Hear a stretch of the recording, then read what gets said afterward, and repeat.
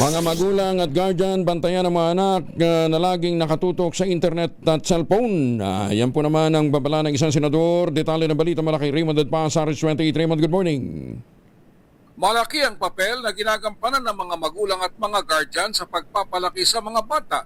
Ito ang deklarasyon ni Senador Erwin Tulfo kasar ng mga insidente ng karahasan nangyayari sa mga eskwelahan. Hinimok nito ang mga magulang at guardian na tutukan ng kanilang anak at huwag lang ipaubaya sa paggamit ng teknolohiya, lalo na kung laging nakatutok sa cellphone. Ito'y matapos maulian ng baril na nakalagay sa bag ang isang grade 9 student sa Pinamungahan, Cebu, ilang araw lamang pagkatapos ng madugong pamamaril sa Ateneo de Zamboanga.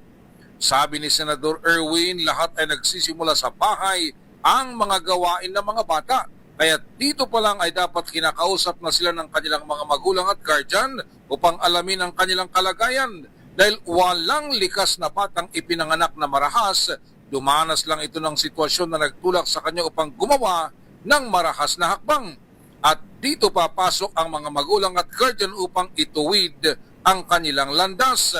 Kasunod nito ay naniniwala si Senador Tulfo na responsibilidad ng mga magulang at guardian na itago ang kanilang mga baril upang hindi makuha at magamit ng mga bata. Isang panukalang batas na ang binabalangkas upang patawan ng mas mabigat na parusa ang mga magpapabayang mga magulang at guardians na may-ari ng mga baril. Ito si RH28, Raymond Adpas para sa DZRH, una sa Pilipinas, una sa Pilipino. Salamat, Raymond.